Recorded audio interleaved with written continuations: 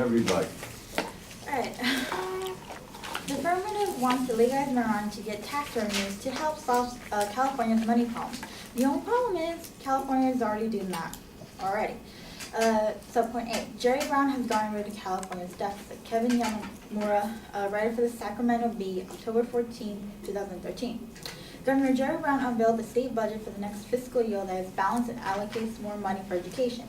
Brown's $97 billion phosphorus budget for 2013-2014 has a $1 billion reserve, leading to the government to declare the state budget deficit has disappeared for the first time since the recession began.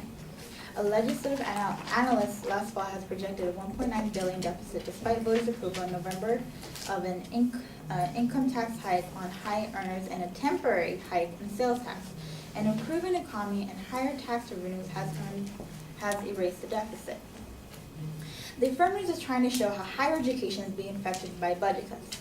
They only gave significance for higher education, but their plan vaguely shows how it can affect education as a whole. They don't specifically mention higher education in the plan. Higher education is actually doing better than it has been doing in the past few years. Due to Prop 30, more students are able to enroll in classes. Nanette Asima, writer for the SG Gate, September 11, 2013. For the first time in years, California's community colleges are opening their doors to more students, about 60,000 more instead of turning them away. College officials on Wednesday credited Proposition 30, a tax increase approved by voters in November, for propelling a happy domino effect across the college system. More money pays for more courses, which allows more students to enroll. The affirmative had also mentioned an increase in tuition. California students are Subpoint C. California students are graduating with the lowest student debts. Larry Gordon, writer for the Los Angeles Times, October 17, 2012. Despite protests about rising tuition at California public colleges, students in the state graduate with one of the lowest average loads of educational debt in the nation, according to a new study. The Cal Grant financial aid programs and the relatively low tuition at California State University system help rank California as the third from the bottom in the country for the amount of debt owed by 2011 graduates from schools here.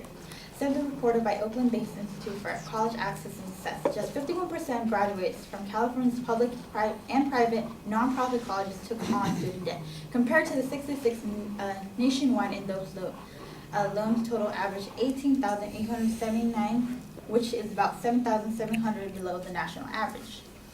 The affirmative is trying to show how legalizing marijuana is working in Washington, Colorado, and how the money will go to schools and social benefits by taxing it like alcohol or tobacco. But it is not going to happen the way the affirmative is trying to put it. Point D. Any promised tax revenues will disappear. Jamie P. Challenger, political scientist, writer for Polytext, April 25, 2013. Once the industry gets rolling, those celebrated tax revenues will probably evaporate. Just in the last few days, Colorado State University released a study indicating that tax revenues expected from the Centennial State newly legal industry will not pay for its regulation, nor will it provide a windfall of money proponents promise would pay for new school construction and other social benefits. Even if the tax projections do plan out, as the industry grows in size and influence, lobbyists will exert pressure on politicians to lower taxes, loosen regulations, just as the tobacco industry has done in the past to maximize profit. Subpoint E. Legalizing marijuana for profit is a bad idea. J.P. Challenger again.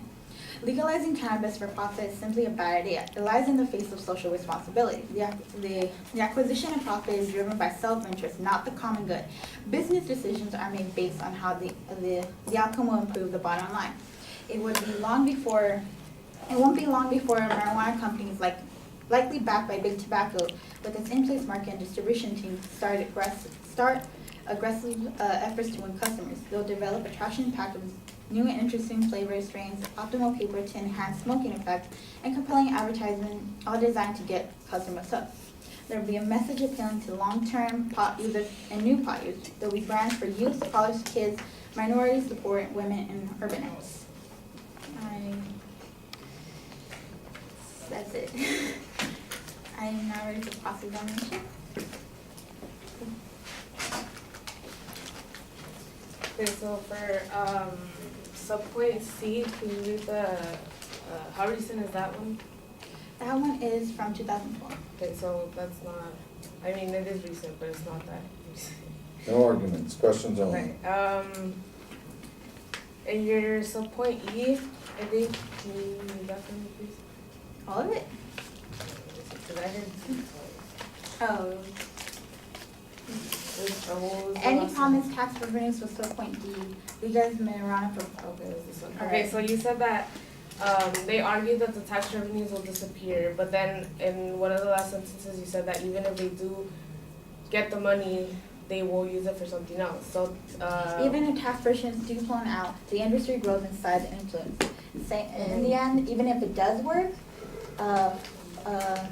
lobbyists will get the taxes reduced and loosen regulation. okay, and how is that a significant problem with the Why is it- lobbyists? Yes. To loosen regulation and lower taxes. Well, if they lower taxes, the farmers' whole plan was that the taxes would pay off for education. Mhm. They lower that, the less money it could go into education. And it's considered dangerous if it lowers regulation.